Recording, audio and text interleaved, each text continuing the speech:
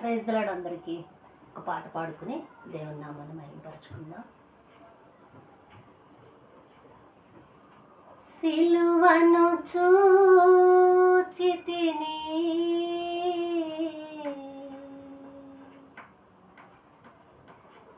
ఆ విలువను ఎరిగితిని,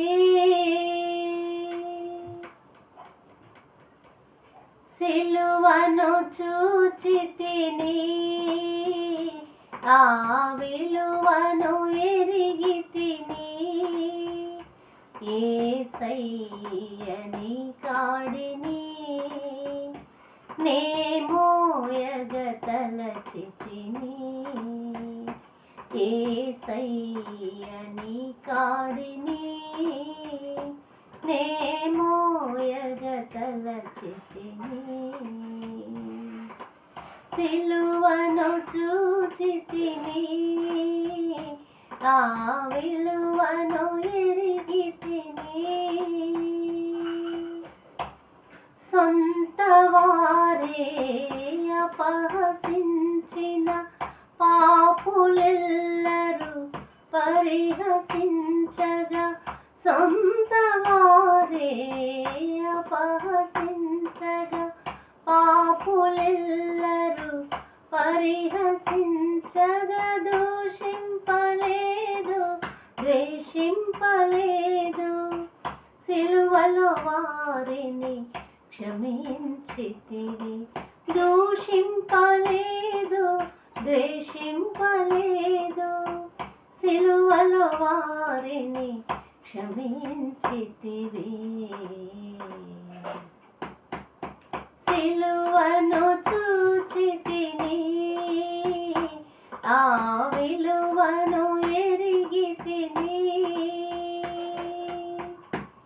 మోయలేని సిలువ భారం మోసినావు పాపి కొరకు, మోయలేని సిలువ భారం మోసినావు పాపి కొరకు, పరిశుద్ధ రక్తం చిందించినావు, కలుషాత్ములను రక్షించినావు, పరిశుద్ధ రక్తం చిందించినావు, కలుషాత్ములను రక్షించినావు.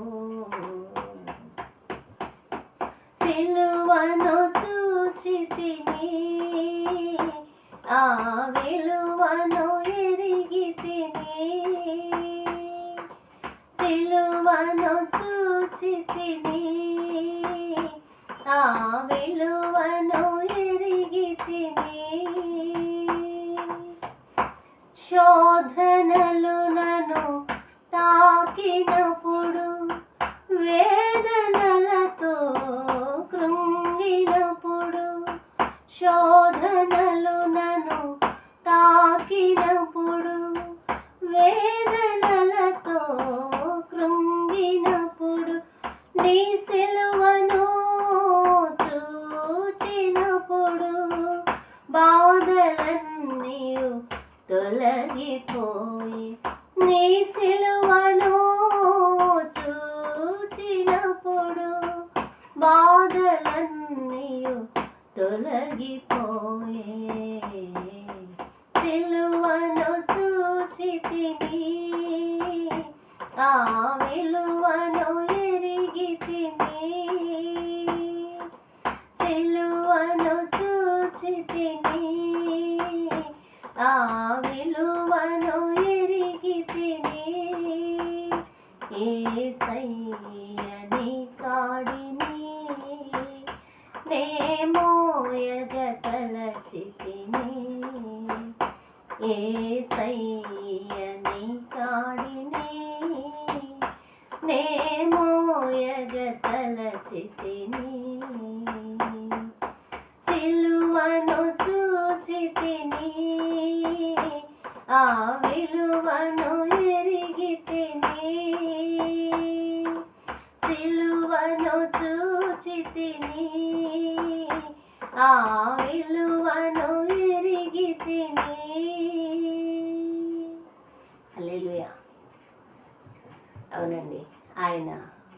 సిలువలో సొంత వారే అపహసించారు, పాపులందరూ పరిహాసం చేశారు.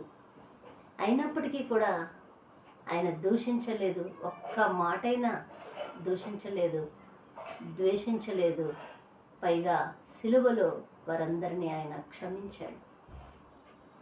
ఆయనది ఎంత దీర్ఘశాంతమో, ఆయనది ఎంత క్షమించే మనస్సో మనకి ఆ సిలువలో పలికిన మాటలను బట్టి అర్థమవుతుంది. మోయలేని సిలువ భారాన్ని మోసాడు. ఎవరి కోసం? మంచోళ్ళ కోసం కాదండి. చెడిపోయిన జీవితాలు, పాడైపోయిన జీవితాలు, ఆయన దూషించిన వారి కోసం, ఆయన ద్వేషించిన వారి కోసం, ఆయన సర్వమానవాళి చేస్తున్న పాపాల కొరకు ఆయన కలువరి సిలువని మోయవలసి వచ్చింది. ఎందుకంటే ఆయనది బాధ్యత. ఆయన కన్న తండ్రి, రక్తం ఇచ్చి కొన్న తండ్రి, తన స్వహస్తాలతో మనల్ని చేసుకున్న తండ్రి. అందుకే ఆయనకు అంత బాధ కలిగింది. అందుకే ఆయన ఏ రీతిగా తన బిడ్డలకి తన ప్రేమను చూపించాలనుకున్నాడు? సిలువలో తన ప్రాణాన్ని పెట్టి, తన ప్రాణాన్ని తన ఇష్టపూర్వకంగా అర్పించి, ఆ వేదనకరమైన, ఆ శాపపూరితమైన, ఆ బాధాకరమైన ఆ సిలువ మరణాన్ని కోరుకున్నాడు ఆయన, నిన్ను నన్ను ప్రేమించి. అంతేకాదు, ఆయన రక్తమంతా చిందించాడు. కలుషాత్ములందరినీ కూడా ఆయన రక్షించాడు. ఆయన రక్షణ మనకు ఉచితంగా వచ్చింది. ఆయన మన కొరకు ప్రాణం పెట్టకపోతే, మనం ఉన్న ఫలంగా మనం మరణిస్తే నరకానికి పోవలసినటువంటి వారం. ఆయన మనల్ని ప్రేమించి, నా బిడ్డలు నరకానికి పోవడానికి వీల్లేదు, వారి కొరకు నేను నా ప్రాణం అడ్డేసైనా సరే నేను వారిని రక్షించుకుంటాను అని నా తండ్రి అనుకున్నాడు, కోరుకున్నాడు, ప్రేమించాడు. కాబట్టి మన కొరకు తన ప్రాణాన్ని పెట్టాడు. ప్రాణం పెట్టినంతగా ప్రేమించాడండి. ఆయన ఎంత దయమయుడు, ఎంత దీర్ఘశాంతుడో మనకు కనిపిస్తుంది. అంతేకాదు, ఈ లోకంలో నీకు నాకు శోధనలు, బాధలు, కష్టాలు, ఇబ్బందులు ఎన్నో వస్తాయి, రావని నేను చెప్పను. కానీ శోధనలు తాకిన, వేదనలతో కృంగిపోయిన సమయమైనా నా మట్టుకు నేనైతే ఆయన సిలువ వైపు చూశాను. ఆయన సిలువను చూచినప్పుడు నా బాధలన్నీ తొలగిపోయాయి. సిలువను చూస్తే బాధలు ఎలా తొలగిపోతాయండి అని మీరు అంటారేమో. ఎందుకంటే ఆయన సిలువలో పడినటువంటి వేదన, ఆయన సిలువలో అనుభవించినటువంటి నిందలు, ఆ కన్నీరు, కష్టం, ఆ నొప్పి, ఆ వేదన, ఆ అపహాస్యాలు, ఆ ప్రక్కలో బళ్ళెపోటు, ఆయన తలకు పెట్టిన ముళ్ళ కిరీటం నొప్పి, ఆయన చేతులకు వేసినటువంటి శీలలు, ఆయన కాళ్ళకు వేసినటువంటి శీలలు తలుచుకుంటే నేను పడేది ఎంతలే, నేను పడే వేదన ఎంత, నేను పడే శోధన ఎంత, అందులో కనీసం 1% కూడా కాదు. కాబట్టి అది చూచినప్పుడు, ఆయన సిలువలో భరించినటువంటి బాధను చూచినప్పుడు నేను పొందిన బాధలు తక్కువే. ఇవేమీ కావు, అసలు నథింగ్. అవునండి, ఈ లోకంలో ఏ మనిషి అనుభవించిన కష్టమైనా నా యేసయ్యకి తెలుసు. నా యేసయ్యకి అన్నీ చూస్తాడు ఆయన.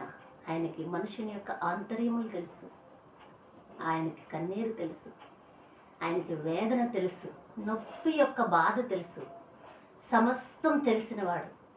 ఆయన సిలువ వైపు చూడు.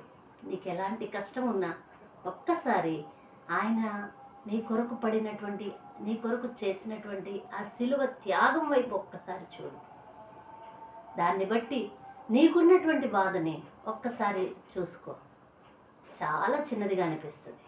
అవును, ఆయన అంతటి సిలువని జయించి తిరిగి లేచాడు 3వ రోజున పునరుద్ధానుడై అన్నట్లుగా మన జీవితాల్లో కూడా ప్రస్తుతం నువ్వు అనుభవిస్తున్న కష్టం ఏదైనా, ప్రస్తుతం నువ్వు అనుభవిస్తున్న కన్నీరు ఏదైనా, బాధ ఏదైనా, ఇబ్బంది ఏదైనా, వేదన ఏదైనా, శోధన ఏదైనా, దిగులు పడుకు మిత్రమా, దిగులు పడుకు స్నేహితుడా, స్నేహితురాలా.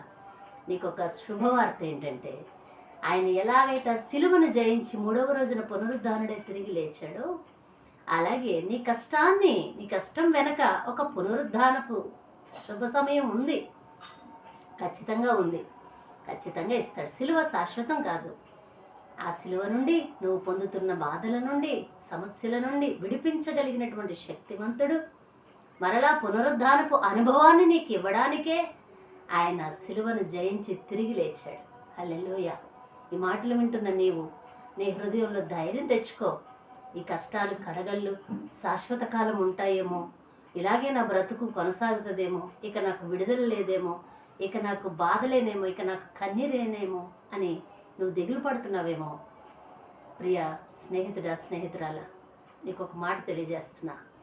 అటువంటి పరిస్థితులన్నిటి నుండి విడిపించగలిగిన సమర్థుడు నా దేవుడు, నా యేసయ్య.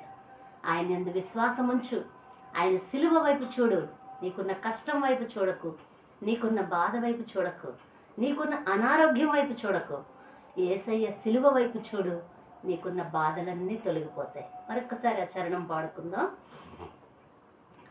శోధనలు నన్ను తాకినప్పుడు, వేదనలతో కృంగినప్పుడు, శోధనలు నన్ను తాకినప్పుడు, వేదనలతో కృంగినప్పుడు, నీ సిలువను చూచినప్పుడు బాధలన్నీ తొలగిపోయే.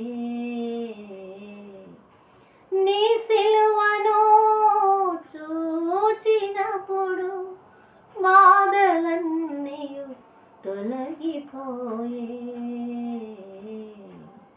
అవును, నీ బాధలన్నీ తొలగిపోతాయి. ఎప్పుడో తెలుసా? నువ్వు సిలువ వైపు చూసినప్పుడు. నీ వైపు నువ్వు చూసుకున్నా నీ బాధ తొలగిపోదు. లోకం వైపు చూసినా నీ బాధ తొలగిపోదు. నీ వాళ్ళ వైపు చూసినా నీ బాధ తొలగిపోదు. కానీ యేసు పడినటువంటి ఆ సిలువ వేదనను, ఆ సిలువను, ఆ సిలువ త్యాగాన్ని నువ్వు ఎప్పుడైతే చూస్తావో నీకున్నటువంటి ప్రతి బాధ వేదన తొలగిపోతుంది యేసు నామములో. ఆమేన్. దేవుడి మాటలు దీవించును గాక. దేవుడి మాటల చేత మిమ్మల్ని బలపరిచి ధైర్యపరచును గాక. ఆమేన్. ఆమేన్. థ్యాంక్ యూ అండి.